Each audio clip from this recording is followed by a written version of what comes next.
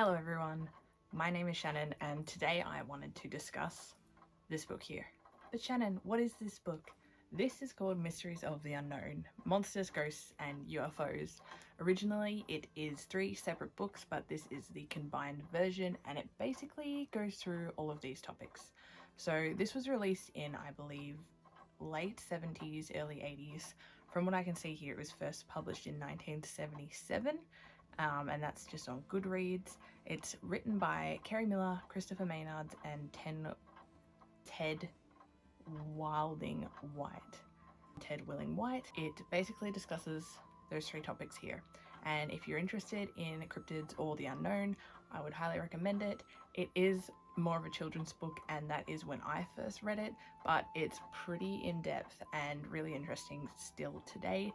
So yeah, if you've never read it, pick it up. It's definitely worth the read, and it has remained one of my all-time favorites since I was a child. So part 1 of this book is discussing monsters or cryptids or legends or things that existed in real time that might be perceived as monsters, so like dinosaurs. So I'm very excited to be talking about this book today. It is something that has really influenced my childhood and my interest later in life based around these topics. So first up, the first section in this book is dedicated to monsters. So what is monsters? According to this book, the word monster originated from the Latin word monsterum. So monsterum in Latin translates to an omen. So a Cambridge University discussion suggests that the word monster originally came from the Latin word monstrare,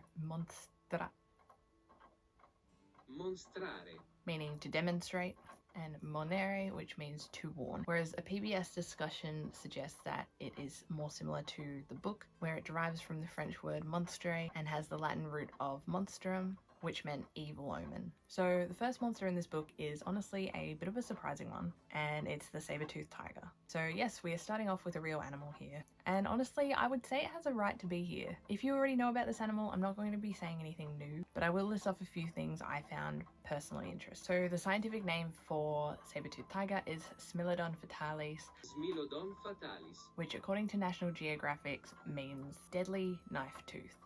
So fun fact, this cat actually branched off into 3 different species of cats across North and South America. Its teeth can grow up to 15 centimeters long, or they could, which is roughly about and to accommodate this, their mouth could also open up to 120 degrees. So think of 90 degrees and then just add that little bit more. So they literally unhinged like a snake, which is terrifying. They're suggested to have gone extinct around 10,000 years ago, around the same time as some woolly mammoths. So the next monster we have here is Jinn. Now, according to this book, before people knew the real reason behind natural disasters such as sandstorms, they believed that it was created by Jinn. Now, I've done some digging into this and I'm actually finding it difficult to find evidence that supports this theory. The only thing I've really been able to find to support this theory is a tweet from 3 years ago by Ali alumni, which says, "Dust devils are classically viewed as caused by Jinn. Warring tribes of Jinn are said to kick up sandstorms. Hot pestilent winds were called Simum and believed to be Jinn." Now, I looked up dust devils after reading this tweet and I should have known, but it just gave me a bunch of results for RuneScape. And to be honest, the RuneScape Slayer monster Dust Devil is actually not that far off the mark. However, I can see that Jinn are not only tied in with the Arabic Persian lore, but they're also heavily mentioned in Islamic faith throughout the Quran and Hadith. Apparently there is some debate around whether they are a part of the creation story, but from what I can see here, it is suggested that angels were created on Wednesday, Jinn were created on Thursday, and humans were created on Friday by Allah.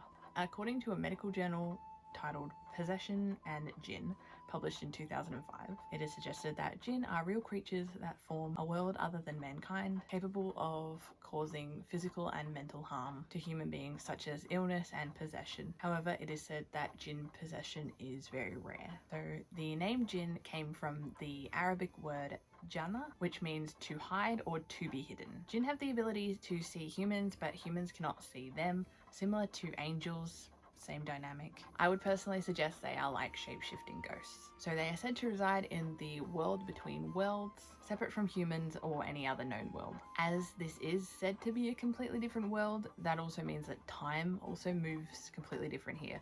So jinn are said to live anywhere between 1,000 to 1,500 years. Jinn are known to be good, bad, and neutral, and it is said that jinn have free will like humans. However, in the Quran, if they stray from the path of God, they are then known as shaitan, and they also try and lead humans astray to follow them. In the original law, jinn are not found in brass lamps and do not grant wishes. If anything, you want to be careful if you're making a deal or doing something with a jinn, because they're also known to be notorious tricksters, and they'll probably want something out of what they're giving you. They're also said to be made of fire, or made out of smokeless fire. So the next monster we will be talking about is a monster, Hai Ho Shang. So this is a Chinese sea monster that is said could be calmed by a sailor performing a dance to the beat of a gong. It is also suggested that this creature could be scared away by the smell of burning feathers, as it is said to absolutely hate that smell. Commonly grouped with merfolk, so similar to mermaids, these creatures are said to have the bottom half of a fish and the top half of a human or man, said to be like a Buddhist monk. So shaved head, robe. However, it's not clear if the robe covers just the top half or extends all the way down to form the tail. I've seen different counts of both. So it's similar to how does a dog wear pants? How does Hai Ho Shang wear his robe? So this creature is a ship sinker and is not opposed to drowning a person or two. So it is said that one person on the ship at all times knew the dance to the song on the gong. But ideally, you would want to avoid coming anywhere near them. Anyway, that's all I'm going to be talking about today. I only reached the first page of the book, but because it's my first video, didn't know how I was going to go and wasn't sure how I was going to go editing this. So yeah, we'll leave it at that. I will be covering the rest of the book, hopefully, sometime soon. Thank you. Bye!